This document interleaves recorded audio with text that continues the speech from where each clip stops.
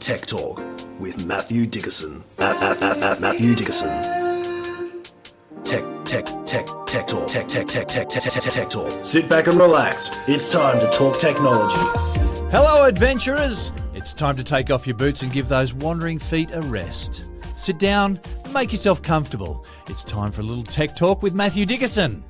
And in today's episode, we're going to do something a little different and flip the coin with a couple of stories that reflect on ways that progress has caused frustration to the point where people are going back a step in the way they do things. A little de-gadgetizing, if you will.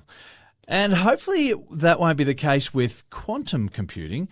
We'll do a check-in to see where they're up to on that front. And we'll talk about how we're getting much cleverer in the gathering and storing of energy. Batteries and solar panel technologies are always on the improve, of course.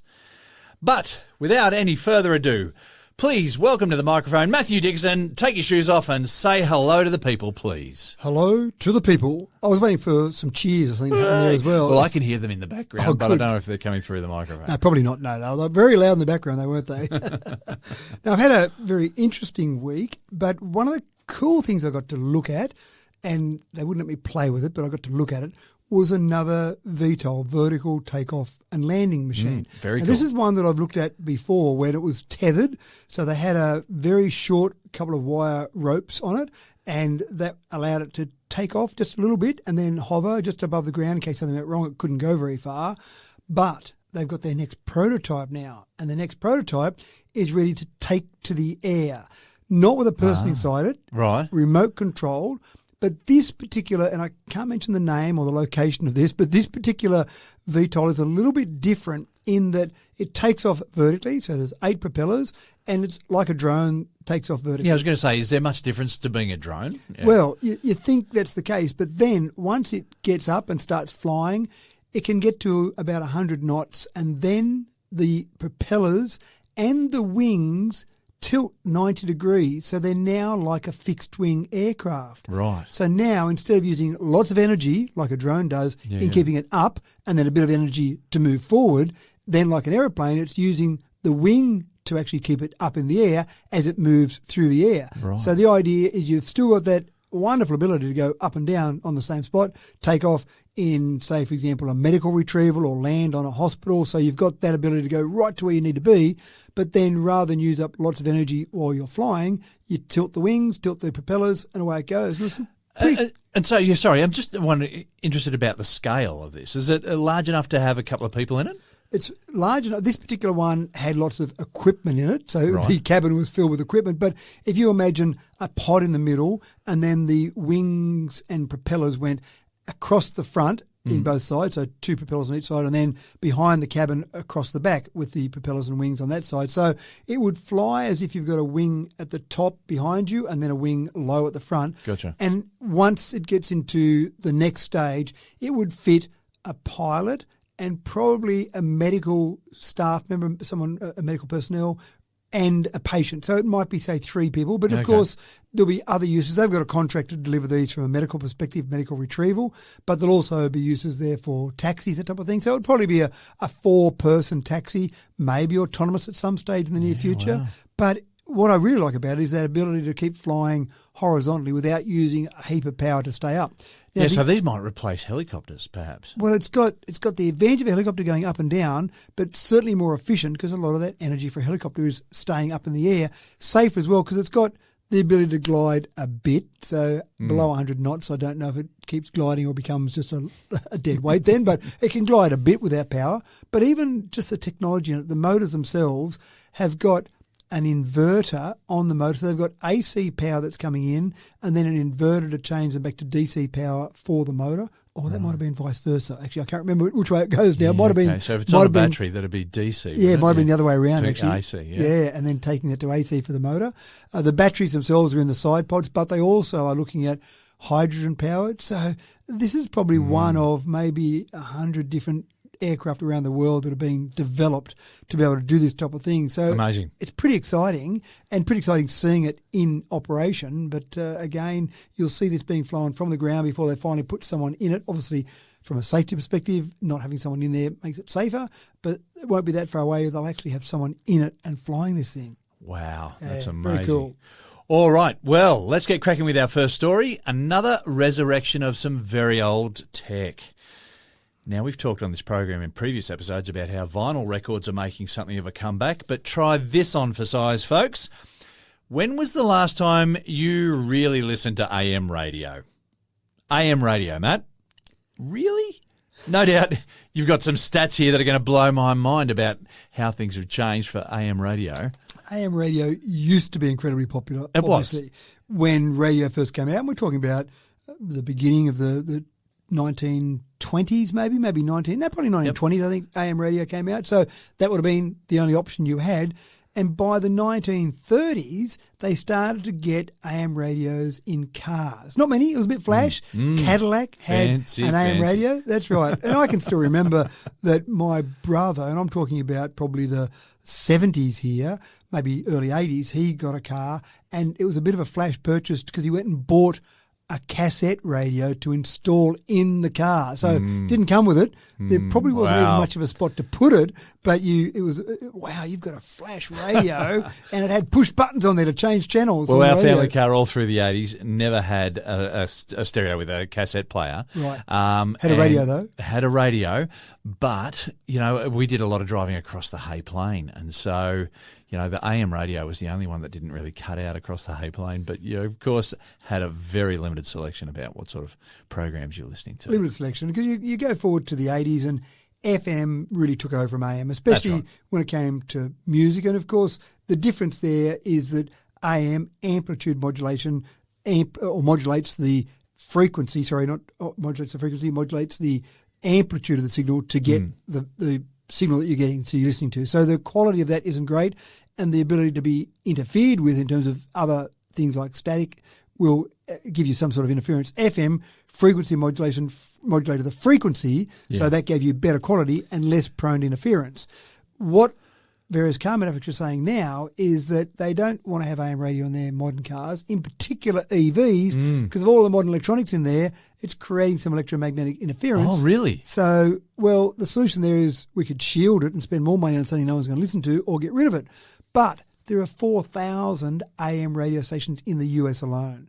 So if you get rid of it out of all these cars, and let's face it, the car is probably the last bastion of the radio, because you can't watch a streaming service, you can't read a newspaper, but you can listen to the radio, and you can listen to a podcast like Tech Talk, for example. You can listen to things beside the radio, but the radio is pretty convenient. You jump in, flick the radio on, that's pretty convenient. I wonder if it's cheaper to run AM radio as well, because it's lower frequency, of course. It can travel further.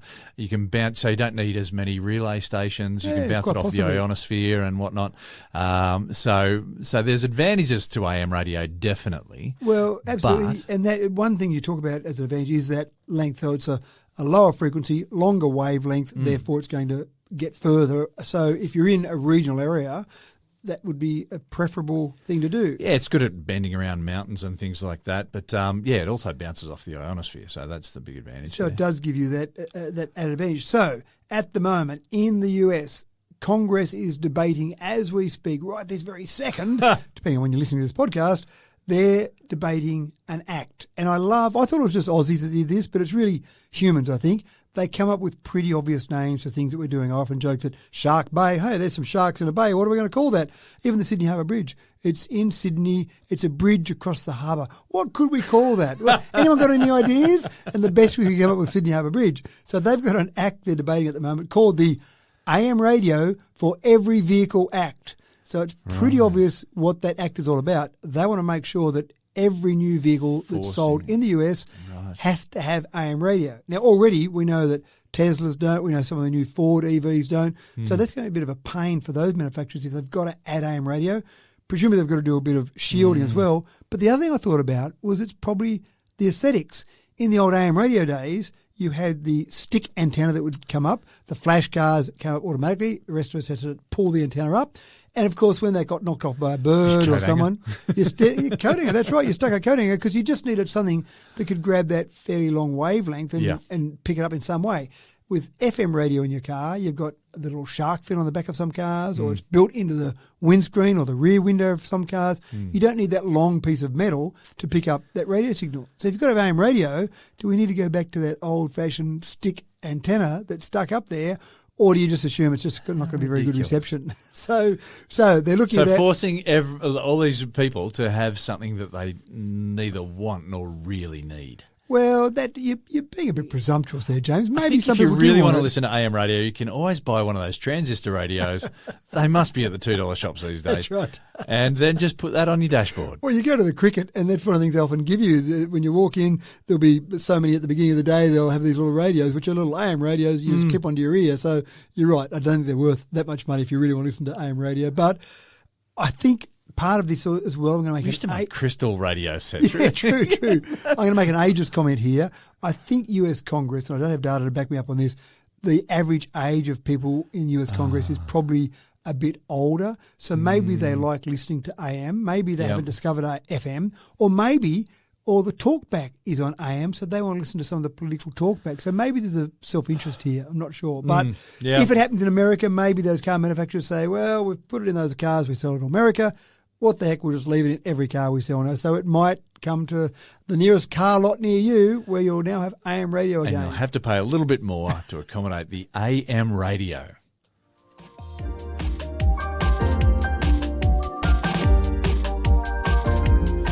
Well, how about this for a backflip, folks? Hands up, who among us were operating on the understanding that changing your passwords regularly was a vital step in the right direction for enhanced internet security? Me too. Matt, you're about to tell us that just exactly why this is not working out for us. We've got it wrong. Apparently, all these things that I've been saying for a long time as well are all apparently wrong. The US National Institute of Standards and Technology has issued new guidelines on password management, and they say don't periodically require your users to change passwords. And I know when I've set up networks, I put in a rule every 30 days, every 45 days, whatever it might have been, you've got to change your password, and you can't go back and keep recycling old passwords. You can't flip between two different passwords, so you've got to do that. But after decades of research, what it's shown is that when you do that, when you force people to change passwords, people struggle with a new password. So then they just go, I can't think of a new one. I'll just go password 1. Yeah. And then next time they'll go, I won't let me have password 2 because it's too similar. I'll just go 1, 2, 3, 4, 5, 6, 7, 8 and put a letter at the end and that's it. So you end up coming up with an easy password. So the solution now is to say, don't make people change their passwords on a regular basis. So it does seem somewhat counterintuitive. Someone's going to have to tell the IT department at my work. That's right, at every work, James. Now, the problem here is, of course, that if you do have a breach or someone learns your password or you're worried about it, absolutely change it because you've thought about it. And typically when you've got a periodic change, it says you've got 5 days before you've got to change your password. Oh, good, I'll get around to that. 4 days, 3, 1 day, you've got to change your password now. I've got to get in. So you just do come up with something on the spot without thinking about it. Now, Substandard. It is. I still like the idea of a mnemonic if you are trying to come up with a password. So, for example, 100%. You might say lowercase I, uppercase L, TTT, EW at 9. And you think, well, that's not an obvious run of characters. It's not a word. How do I remember that? But that's actually, I listen to Tech Talk each week at 9. Of course, we launch our episodes at 9 o'clock each Monday morning. So something like that, if you just take the first letter of each of those, make sure there's a special character at 9, for example, a number in there, a lowercase one, then suddenly you've got a difficult to guess password, a password that's not a dictionary word, so it can't be hacked easy from a dictionary attack, just a jumble of characters. And you can have a pretty long password without having to try and remember this really long password because you can just have a long mnemonic, whether it be 8, 10, 15 characters, whatever it might be. And for me, where I regularly log into a password onto a computer on a big screen with an audience, and if I'm in a hurry, I've been known to forget to put in my login and just go straight to the password. And I've had people say, "Sir, you've mashed the keyboard again. What's happened there?" And it's because I've got a mnemonic that's got the alphanumeric characters in it as well. I like it. Yeah. I like it. Yeah, If the kids haven't, hopefully the kids aren't listening to this, but if the kids haven't picked up on the fact that was actually your password even on if screen, they don't, even if they do see it, they're not going to remember it because it's Yeah. got no logical sequence for them. Yeah, no, you're spot on. And so it's just 8, 9, 10, maybe a dozen characters that are just completely randomised. That's good. And so, if it was a word, then they would remember it. Yeah, that's right. If up on the screen came Yep. James Eddy, Even then if it you'd was go, pink "Oh, bananas or whatever, you're going to remember that really easy. Yeah, that's right. So this research has come out of the University of Surrey. Seems the opposite of what we all think, but I do understand the logic of it. I understand when you make people change the password, when it's not convenient for them to change the password, you do that. Or they also talk about in this that you get people who do the classic write it down on a Post-it note and stick it on the monitor. So they've got it there because I had to change that password and I can't remember this new one. Yeah. And anyone else walks along there, they go, oh, what's this jumble of characters? Oh, I think I might use that to get into James's computer. So it's quite fascinating, but that's the latest advice. Two-factor authentication is obviously important as well. Yep. That makes it much harder to get into anything, whether that be two-factor with email or two-factor with a phone number, like a text message, whatever way you do it, it's absolutely worthwhile. Oh, I got caught out with eBay just recently. I made a purchase. They couldn't deliver it, so I needed to get in contact with them, but they required me to log on. Now, I hadn't I registered with eBay ages and ages ago, and the only phone number I gave them was a landline number. That's how long ago it was. Wow. And so I don't have that number anymore. I went to change it, but I couldn't get on because the two-factor authentication is to the landline number. I don't know. We'll have to talk about this afterwards. And That's right. I'll get out of trouble. That sounds like a little round robin. You've got to go around there, around in circles. I guess I'm not getting that parcel delivered.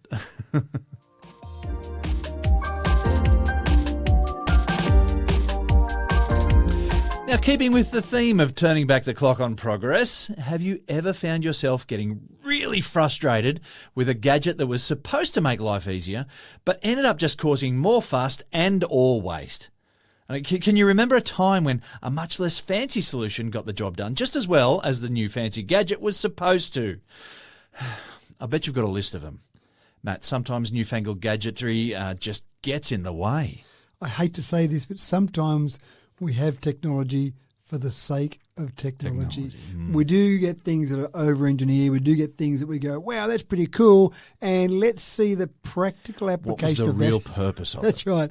And I read a story about a guy who was absolutely frustrated, putting his hair out, trying to flush the toilet. It was a sensor toilet, so he's waving his hands, he's doing gestures, he's dancing around, whatever. He had a deposit that he didn't want other people to see in there, so he didn't want to walk out and leave it. And he was putting his hair out just going, if I could just press a button, surely that's okay. And when you think about it, I think a lot of those sensor toilets came in during COVID when we shouldn't be touching anything. But when you go to the toilet, you typically wash your hands. COVID or not, you're washing your hands. So touching a toilet to flush the toilet is probably okay for the 5 seconds from the time you walk out of the toilet to when you actually wash your hands and all those germs are hopefully washed away. So putting all that technology on a toilet, and I've had the same experience. It wasn't so much in the toilet, but when I came out to wash my hand, I was doing the wave under, looking at it, and then I realised there was a big knob on top that I had to just push down, and there we go, I had water coming out. That's a bit old-fashioned. I was expecting something that was highly over-engineered, some sort of gizmo, some sort of gadget. Sometimes we do see things where they're put in place because someone's just playing with technology because they can. Yeah. Some people have asked me why the Tesla dance occurs, why you can set your Tesla to do a little song and wind windows down and up. Because we can. Exactly right. I am convinced that Elon Musk or someone said, we could do this, Why?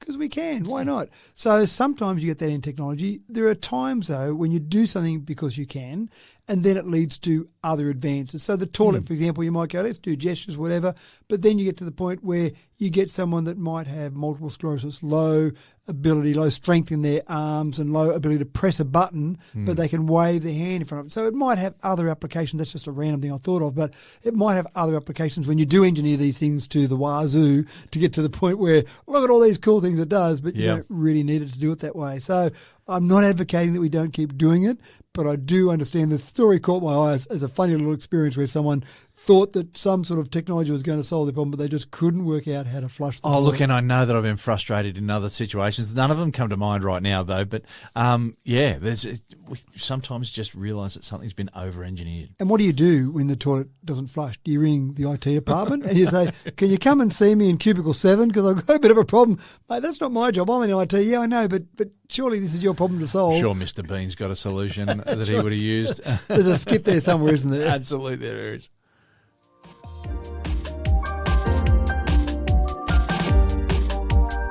Now, quantum computing may just be the next major step in the development of technology. It may even herald a new age of civilization. There are still a few creases to iron out in quantum computing, though, and some of the major inroads are likely to happen within our shores right here in Australia.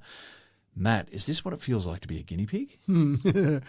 I'm just wondering whether it's a bit like the Simpsons monorail where this California company has said to the Queensland government... Haverbrook monorail. Yeah. Yeah, okay. That's the one. And they said, we can sell you a quantum computer. And the Queensland government said, wow, we could be the first to have a quantum computer. Yeah. So let's do it. So they're spending $1 billion. So they're not throwing just a few coins at it, but you think they're pretty serious about it from that perspective. And I'll just go back one step. Quantum computing, the way I have explained quantum computing in the past is that most people understand that a computer works on ones and zeros, or ones or zeros. So you've got a Opening one a gate or a and zero. closing a gate. That's right. And you put enough of those gates together, you can form letters and numbers, and then you can do calculations and all sorts of wonderful things. So that's the way a normal computer would do. So if you flip a coin in the air, assuming you're on a flat surface, not having cracks in the ground, that coin's going to land as a 1 or a 0. So it will be one state or the other. The way I like to think of a quantum computer is when I flip the coin in the air, it's 1 and 0 at the same time. And that's what a quantum computer is. It's a 1 and a 0 at the same time, which means that a quantum computer can be incredibly powerful if you can harness the power and make it useful. And that's the critical part. So the Queensland government's got $1 billion they're spending on a quantum computer. They're building it near the Brisbane airport. About 3 years before it'll be ready, so not ready to go quite yet. But they're saying it will be the world's first useful quantum computer, first practical quantum computer. Right. Because they're building quantum computers now, but trying to get them practical and They're useful. mostly just for research That's right. to work out how we can get them to work effectively. That's exactly it. Now, the power of this is incredible. So they're talking about if we can get this right, if we can get this quantum computer working, it'll be much more powerful than any supercomputer on the planet at the moment. So what do you do when you've got all this power? Well, then you can start to do things like develop new drugs because you can do simulations. You can do modelling on those new drugs, what that might do in the human system. Climate modelling, obviously, we make one change over here, and what does that do to the planet in 20 years' time? There's some pretty serious modelling calculations that have got to go on to get to that sort of outcome. You could probably look at new batteries, new battery chemicals. So anything that involves something that's complex and you want to try different things, that's where a quantum computer or a supercomputer for that matter can be incredibly useful. So will we be using this? Will this be something that will be useful in the world, some practical outcomes? I hope so, but just because they're still so experimental, I'm not sure. One thing that's fascinating, I think, about it is that for them to get this to work, you need a pretty big area, so probably a hangar, and you need some cryogenic freezers. So you've got things that are running near absolute zero, near negative 270 degrees Celsius. So you need to keep it that They cold. run pretty hot. Yeah, well, that's all to maintain the stability of the quantum system itself. Right. It's not just something you go, yep, I understand electronics, I understand electricity, and I understand computers. We can put that together. It's a whole other thing. It's something that you're almost dreaming up. I imagine Einstein, when he was dreaming up the theory of relativity, but he couldn't prove it. It wasn't until 70 or 80 years later that it was proven. He just had a thought experiment. And I kind of feel like that with quantum computers. I know, we could think about this, but then to actually do it, to build it, wow. So if it happens, fantastic. I'm a little bit sceptical that we're going to get there in 3 years' time, but I'm very happy to be proven completely Well, I know wrong. a lot of the a lot of the work on quantum computers has been done. I know New South Wales universities have been a major centre. I've got to be careful here about mentioning too many places, but there's been some big work on quantum computing happening already on the shores. The fact that we're going to have the first one, first workable one. Yeah, first useful one, I think is what they're calling it. So the first useful quantum computer, and then you would argue what is useful is just having a quantum computer that does something, can find my Wordle solution. Is that good enough use for a quantum computer? I'm not sure. $1 billion to get the solution to Wordle? That's right, and beat my neighbour. So.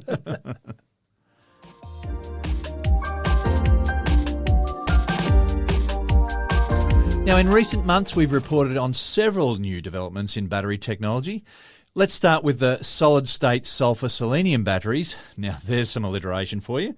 And there's also the carbon fibre batteries that may provide some radical changes on how electricity is stored in many domestic and industrial scenarios. Well, one more option to the list now, people. 2024 has been a big year in batteries, of course. This one is coming from the McGill University in Montreal. Matt, this development is more of a souped-up version of the old lithium-ion option. It is, and I love that one we talked about last week with the carbon fibre battery, using it as part of the structure. I think that's fantastic. And we've talked about it before. We are very much at the beginning of battery technology. There's so much to happen, so much development to occur.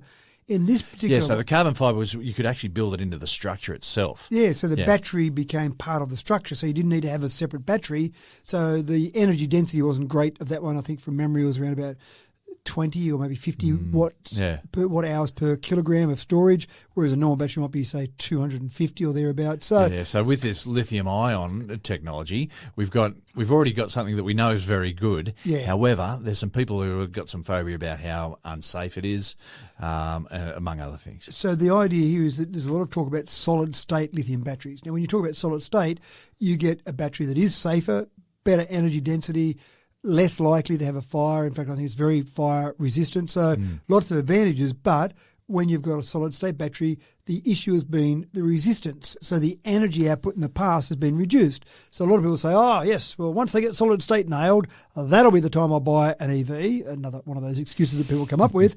But they are some way away, I think, from getting that solid state that's going to be as good at the moment as a battery that you might have in an EV today. But in this one, they've used a ceramic, but they haven't just used a normal ceramic, because you think of a ceramic, well, what's going to pass through a ceramic? Not much. A ceramic's a pretty good insulator. So if you want less resistance, that doesn't sound like a great solution. So the first thing I thought of was, how would you use a ceramic in a solid-state battery? But they've created a porous ceramic membrane, so that porous ceramic can allow transmission, if you like, through that ceramic, so not like a normal ceramic that would stop everything. So you're kind of getting a bit of the flow that you need without having the total flow that you might want. So again, getting inside and looking at what these batteries are and how they're put together, and then the advantages of them, absolutely fantastic. But I am convinced that we will nail it with solid-state batteries. The flammability, actually, interesting question for you. What's the difference between flammable and inflammable? Is there a difference? Same. For all I know, they're the same. It sounds like the same to me. So I've got the same question. I've asked it many times myself. Yeah, right. So a liquid electrolyte battery is flammable and inflammable, so it's both. But this is where we're trying to reduce that, and that's why I'm convinced that solid-state batteries will be a solution, because I think there is that one risk factor. It's not a big risk factor. There are more, on a per-car basis across the world, there are more fires in petrol cars than there are in EVs. But still, people have that fear, because the problem when you have an EV fire, when it starts, it keeps going. It burns hot and it keeps going. Whereas a petrol fire, you might have a bit of a chance of putting it out. But I think this, again, is just one of those other things. We'll see better driver ranges, like longer driving ranges, better charging times, better energy storage per kilogram. So lots of advantages if they can get solid state nailed. And this ceramic might be not the solution, but it might be another step along the path to the solution. There's just so many people who are thinking about this, so many problem solvers that are working on it. It's just such an exciting area of science right now. You feel like it's got to be solved one day, because there's so many people working on different solutions. And unlike 150 years ago, when people would be working on independent solutions and not even realise what someone was doing in another university just down the road or across the other side of the planet, there is so much information shared now that I think we develop these solutions much quicker. Yeah, and while I'm not part of the team, I don't know all the problems that are a part of it. Humans are just very good at this sort of stuff. Yeah. We solve problems. We do. We're good at solving problems.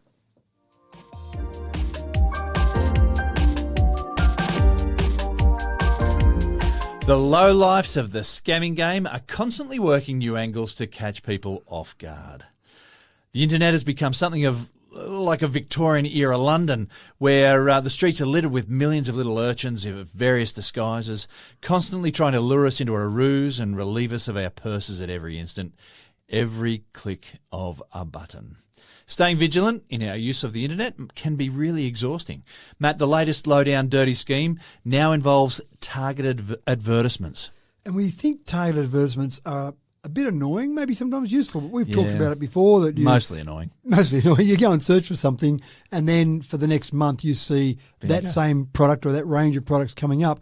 I want to be able to click a button somewhere that says, I've made the purchase. So I'm looking for orange hats, and I've now bought my orange hat, so don't send me any more ads for orange hats. But eventually it gets sick of me looking at different ads and it goes away. But that real-time bidding, which is what we're talking about there, that real-time bidding is being used by scammers, because with real-time bidding, when it looks that someone searched for something or they've taken certain actions, then I can give them ads, but I can also give them scams. So if I see someone has been searching for something and I think they might have ordered something, now might be the time to send them through some Australia Post scams, because I'm pretty sure this person might have just about ordered something, so they're expecting something to come through. They're expecting a parcel to come. Therefore, they might fall for this Australia Post scam. Or I've noticed that person's doing some searching on some holidays, some driving holidays. Now might be the time to hit them with a toll scam, because they probably are driving through a toll somewhere on their trip. So let's go and hit them with that particular one. So it's becoming an issue. Again, you say it's a bit annoying. I think it is when it's just ads for a product that you might be looking at. But when it starts to get to the point where it's really targeting you, because you're susceptible. When you've ordered something and a day later you get something come through saying you need to click on this link to get that parcel. Oh, good. It's turned up. Fantastic. I'll click on that link. Yep. You're just at that little bit of vulnerability. And I read one fascinating story about a gentleman who's a lawyer who almost fell for this. And it was only because he's a grumpy old man, as he put it, not my words, his words, that he didn't actually fall for it, because he'd actually been on a trip. He'd been researching a holiday. He'd been on the trip. He got the classic toll scam. And, of course, his first thought was, I know, that's a scam. But then he looked at it and went, oh, no, I think that's legitimate. And he went through the process to the point where he's about to pay the money for the scam, but it came up and it had one particular bank that was the bank you had to use to submit your money. And he thought, that's just wrong. The government doing tolls should be... So he actually rang up to complain about this, to say how bad it was that it was just one bank. And they went, no, that's not us, sir. And he went, being a grumpy old man saved me. So he said, if I just had paid the money like I was about to do, I would have realised a few weeks later that it was actually a scam. But because I wanted to complain about it and locked into one bank, how bad was that? So this is a major problem. Real-time bidding is fantastic if you talk to people who sell products online, because they can really target those ads and spend less money on their advertising. And online advertising is relatively cheap. And because it is targeted, you know that you're getting better value for money. In the old days, you put an ad on the radio or on the TV or on a newspaper and your sales went up and you went, it was, oh, good, that ad worked. But did it work? Did it just happen to be that some extra people needed your product that day? Or did they see that ad? Or was it word of mouth down at the pub? Who knows what it was? With the targeted ads, you're getting a much better hit rate there. So they're great, but the big issue is just how much data we're sending and what that's being used for. One system said that the average Aussie submits data upload to various organisations about 449 times a day. Just by what you're doing, what you're clicking on, what you're just scrolling through Facebook, whatever you're doing, just pausing on that Facebook ad just for a little bit longer, more information goes off. So with all that data, it kind of makes sense that someone's going to take advantage of it. Yeah.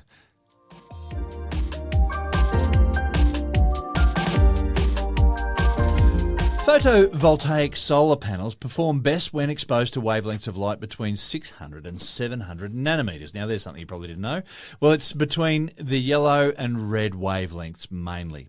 Now, infrared wavelengths, that is the radiant heat waves, are much longer than that. They're about 750 to 1 million nanometers long.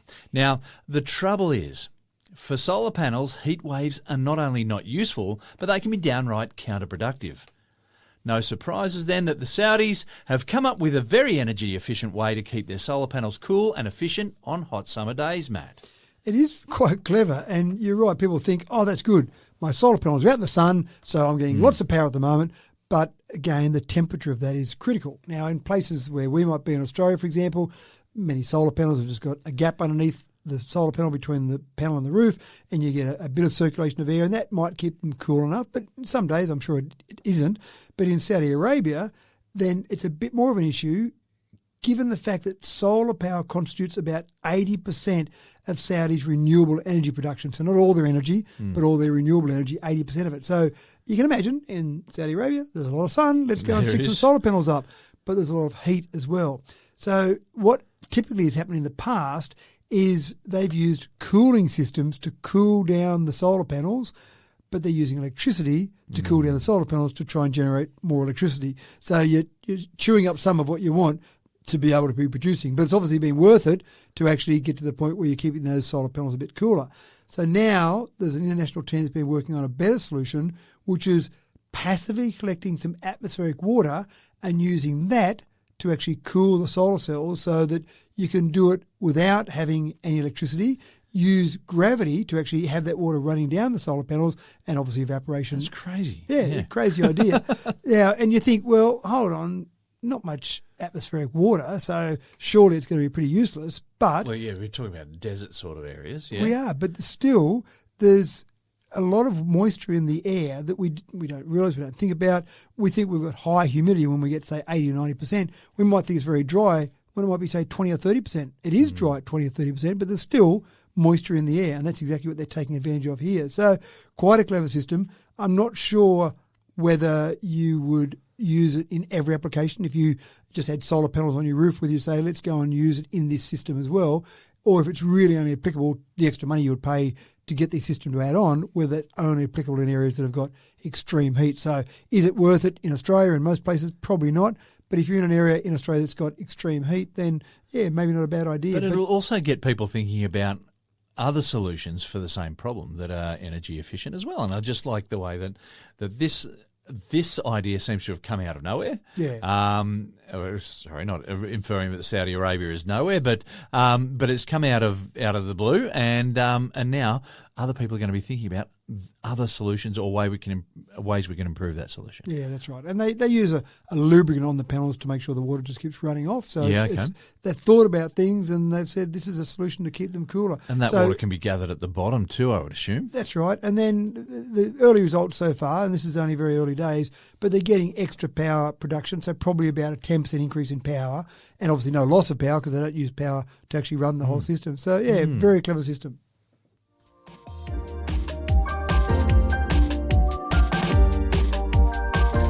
This next story sounds like it comes straight out of a 60s sci-fi movie. Phonon lasers output highly directed sound as opposed to the light rays that are characteristic of photon lasers.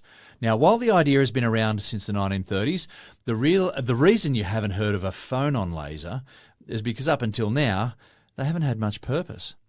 Matt, the Chinese have developed the most powerful phonon laser ever.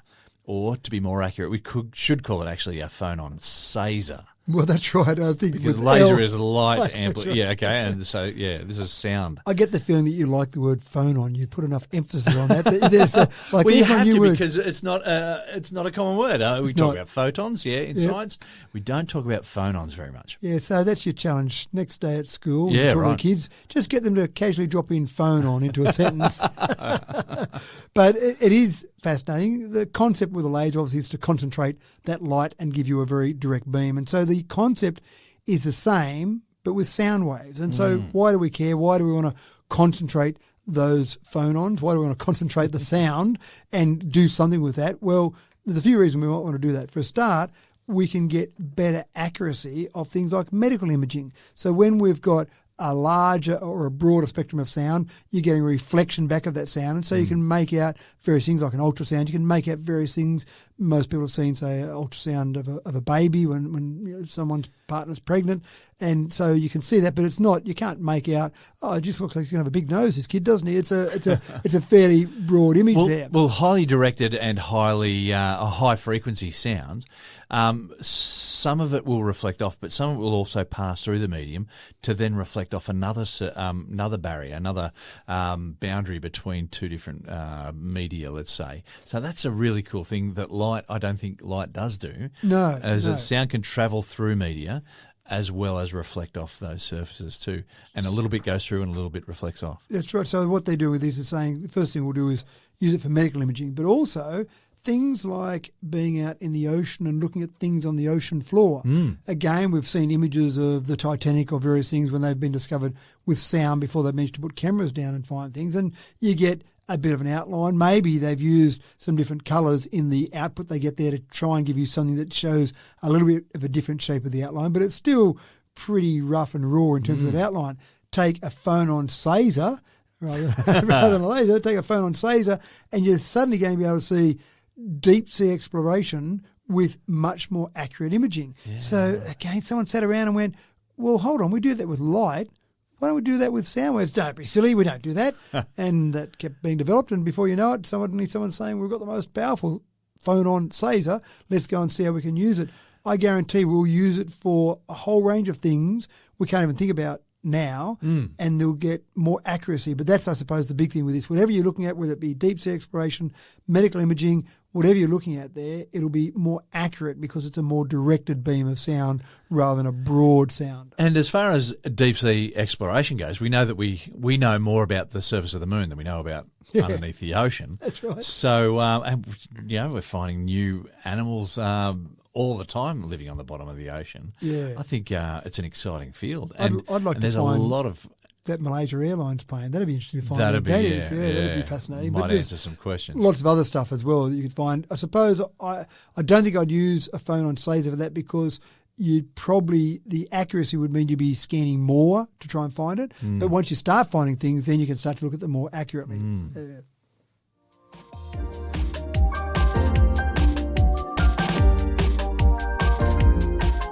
Now, if there was ever an ideal use for drones, it has to be in the realms of search and rescue. Helicopters are expensive to run, of course, so there's a limit to just how many can get in the air for a search, for starters, and therefore how many eyes can be scanning the ground. However, a fleet of drones can cover a vast area across a harsh terrain and can dive into zones that a chopper cannot even get within cooey of. And so if we add some AI to the mix, the hit rate cranks up another couple of notches there, Matt. Absolutely being used in the world as we speak, used for search and rescue, for example. Send some drones out, have some camera obviously there and looking for certain things, certain images that are looking for people typically, and then let AI analyse that because humans, we can't look at the whole screen at the same time. We're looking at this part and this part and this part, and the drone's flying along. It's very difficult for us to look at all of that area, but AI can be searching for specific shapes. And I read one story where this particular gentleman, he passed away, unfortunately. He was lost in some mountainous terrain. They searched for him in the old-fashioned classic way where they had 50 people or so, they joined hands across and they just walked along so they didn't miss anywhere. But it's fairly slow going. You can't do it at night time. You get tough when you start to get to mountainous areas or in snow-covered fields. So it's tough, whereas a drone can do all that. Now, in this particular example, the gentleman passed away. They'd given up looking for him. And then this particular company came along and said, well, we think we've got a solution with this drone. We can go looking for him. Maybe he's still alive out there. Maybe there's a body out there. Within 1 hour, this drone found, unfortunately, his body, but they found this particular person. Now, if this company had been out there as a standard search and rescue solution, maybe when he first went missing, an hour later, might have been found. So they basically do a couple of things. The first thing they do is have a pre-programmed path. So we've lost someone in this area. We're looking for something over here in this area. Up you go on a pre-programmed path, up and back. So you're covering the entire area. You know you're covering the entire area. There's not a little gap in between. There's not like someone says, I'll just duck off and grab something to eat, and there's a little gap in your path of hands being held across the area. You know you're going up and down.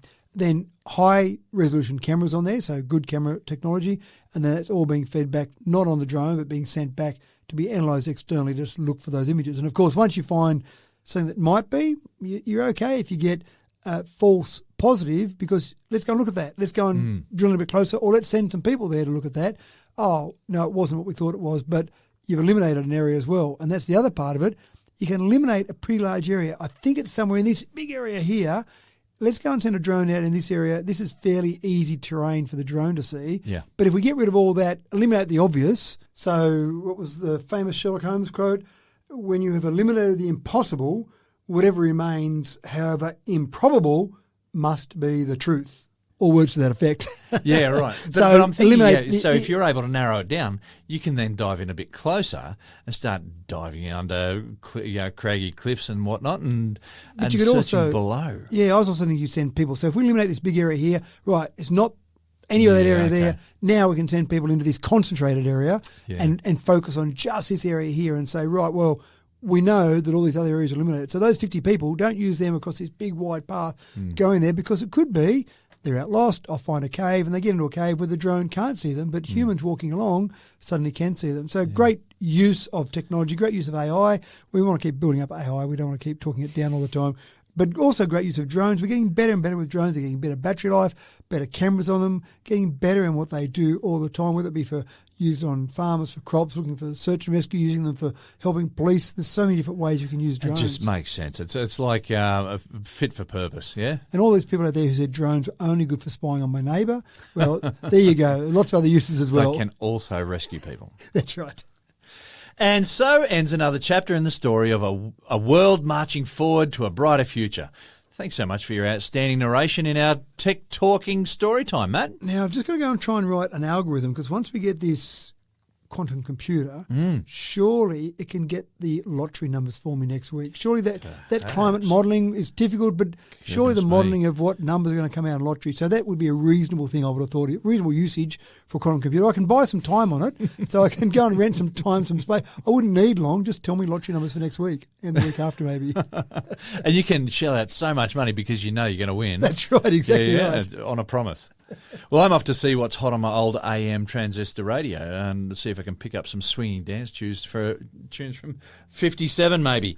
Anyway, thanks for tuning in again, folks. Tech Talk with Matthew Dickerson is a tidy little homegrown podcast researched and presented by some of the finest, most curious brains in the country, and that's a fact. It's been tested, I can assure you. I've been your host, James Eddy, and as I sign off now, I'd like to wish you all a productive and creative week. A creatively productive week, shall I say, until we meet again in a week's time. Don't forget to click on the like button, share the link with your friends, wherever you are across the globe, and tune in next week for another cracking tech talk with Matthew Dickerson. See you then.